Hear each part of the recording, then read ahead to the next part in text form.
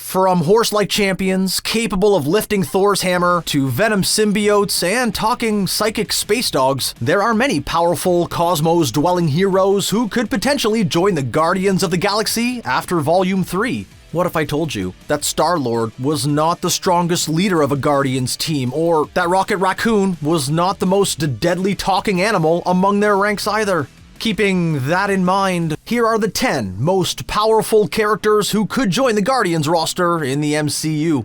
Spotted during the mid-credit scene of Guardians of the Galaxy Volume 2, Adam Warlock is set to appear in Volume 3 and has a rich history with the Guardians in the comics. Warlock is a powerful cosmic super being who also has a long-standing history with the Infinity Stones. Well, the Soul Stone in particular. But the Infinity Saga of the MCU is over and done with, so that's neither here nor there. In the comics, Adam Warlock and Gamora have quite the tumultuous relationship, which I'm predicting we will see play out on screen during Guardians 3.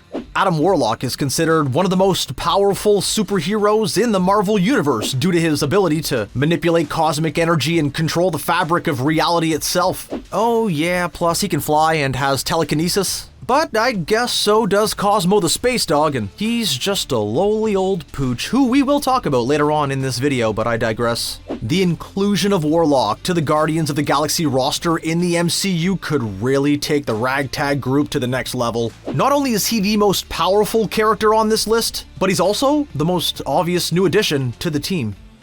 Wendell Vaughn is QUASAR, a very powerful superhero in Marvel Comics, whose powers are derived from the quantum bands. The quantum bands derive their power from the quantum zone. And I'm sure you may be yelling at your computer, maybe you're curiously looking at your screen right now thinking, quantum zone? I thought it was the quantum realm. Well, the quantum realm in the MCU is actually an amalgamation of two different dimensions from the comics, the aforementioned quantum zone and the microverse. Anyway, QUASAR is one of the many cosmic heroes on this list who can fly and manipulate energy and do all sorts of cool space stuff. QUASAR possesses several qualities that could make him a great addition to the Guardians of the Galaxy. Not only would he be an incredibly valuable asset when fighting space threats, but QUASAR is also a former S.H.I.E.L.D. agent, so he has experience working as part of a team and following orders. Furthermore, QUASAR is a natural leader and has a strong moral compass, which could provide a stabling influence on the often chaotic group. James Gunn teased QUASAR's arrival in the MCU all the way back in 2017 in a since-deleted tweet, so maybe he'll show up in Volume 3. Richard Rider is a member of Nova Corps, who is actually just straight up called Nova. Rider ascended to power level well above every other regular member of the Nova Corps when he was granted access to the full Nova Force, and would even become the Nova Corps' last surviving member. Nova can fly at speeds faster than light, he has super strength, and most importantly, he has the power of cosmic awareness, which enables Nova to sense any incoming threats. In the comics, Nova is heavily associated with the Guardians of the Galaxy and has been a prominent member of their team. Nova's more straight-laced and by-the-books approach would provide an interesting contrast to the Guardians' typical comedic and lighthearted nature. Moreover, the inclusion of Nova in Guardians of the Galaxy 3, whether he's on the actual Guardians team or not, could be the catalyst to a possible Nova Corps spin-off series on Disney+, which I would totally watch. Other than the Nova Corps appearing itself in Guardians 1, Richard Rider has yet to be seen. Beta Ray Bill is the champion of his home world Corbin and happens to resemble a giant horse-like alien beast. Not only that, but Beta Ray was also bionically restructured into a cyborg of sorts. Beta Ray Bill, the pinnacle of Corbinite genetics and technology. But that's neither here nor there. Bill is so courageous, honorable, selfless, and powerful that after doing battle with Thor himself, Odin deemed Beta Ray worthy of wielding the mighty Mjolnir. Bill has become a full-on member of the Guardians in the books, and on screen in the MCU, he would aesthetically be a perfect fit. Although Beta Ray hasn't been seen in the MCU yet, unless that was actually him encapsulated in the Collector's compound during the first Guardians flick, which also I should point out has widely been debunked. A sculpture of Bill's head was spotted during Thor Ragnarok. It's been confirmed that Bill fought in the Contest of Champions on Stakar, hence the statue of his skull. Thus, he does exist in the MCU. Also, during Avengers Endgame, Alternate timeline Gamora and Nebula were seen fighting in a war against the Corbinites, increasing the probability of a Beta Ray appearance sooner rather than later. Now this one might be a little out there, but hear me out. Flash Thompson has appeared in all 3 live-action cinematic Spider-Verses, right? The Raimi Maguire universe, the Amazing Garfield universe, and the MCU all have featured versions of Peter Parker's high school bully, Flash. In the comics, Flash not only becomes Venom, but eventually transforms into Agent Venom and also Agent Anti-Venom, who's like a reverse version of himself, but is basically the same thing. Yeah, I'm sure you get it. Do you remember during the Spider-Man No Way Home mid-credits scene how Eddie Brock left the dab of symbiote behind on Earth 616? Well, what if it finds its way to Flash and transforms him into Agent Venom? And then he ends up in space because of reasons, and hey, listen, I said this one was out there. Agent Venom joins the Guardians of the Galaxy in the comics to help take out the symbiote hive and redeem himself for mistakes from his past. Maybe not in Volume 3, but somewhere down the line.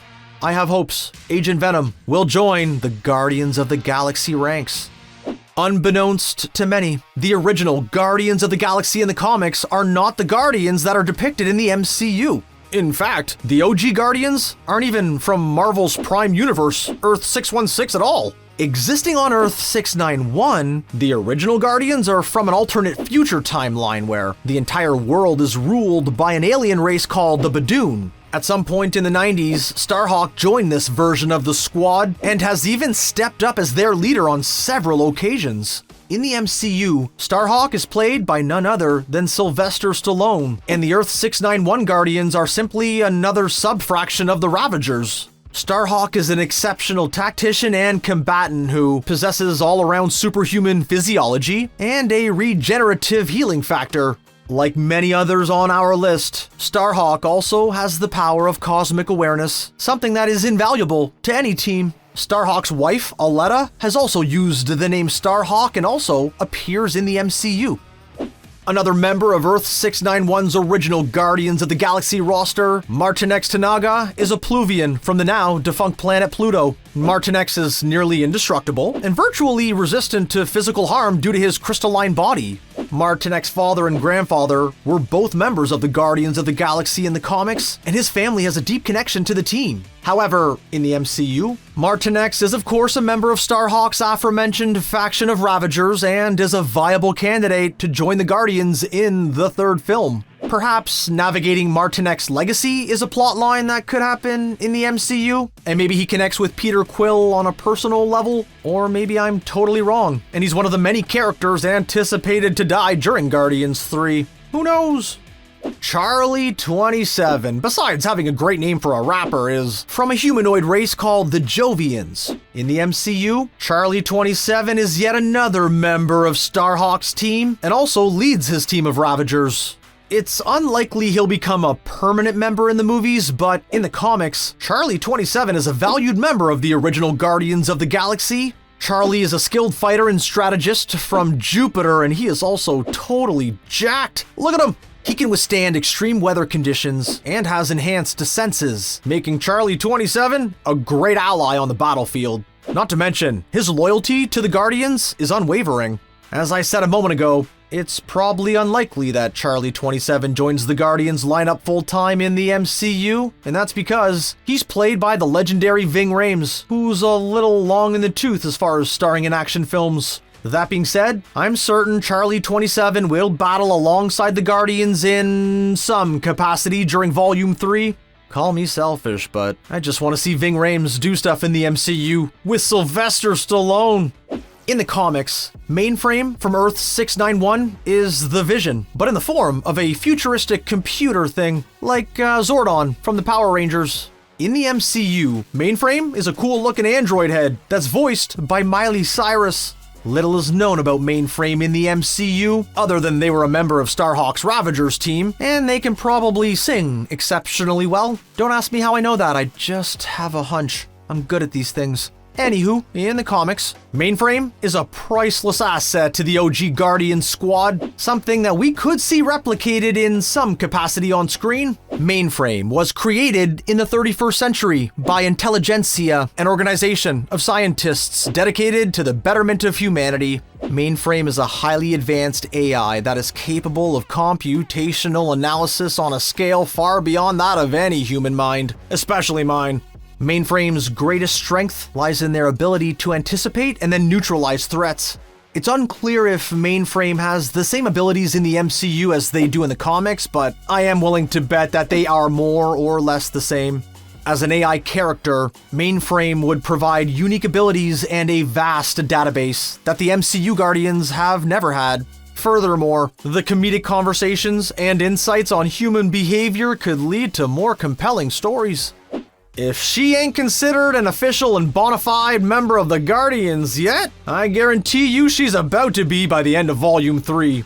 Cosmo the Spacedog was first seen in Guardians of the Galaxy during Phase 2, and was most recently seen hanging around the crew during the Guardians of the Galaxy Holiday Special this past Christmas. Even better, Cosmo officially got her voice box too, allowing her to communicate with humans and aliens and all the folks that are not canines. I refuse to do any more work while you demean me. Cosmo has an artificially enhanced physiology and intelligence, and is telepathic. Cosmo the Spacedog is beloved by fans, and would be a perfect replacement for Rocket Raccoon should anything happen to the gun-toting trash panda. As the head of security for the Nowhere space station, not only can Cosmo lead when needed, but she'll undoubtedly prove herself as the Guardians' best friend in Guardians of the Galaxy 3.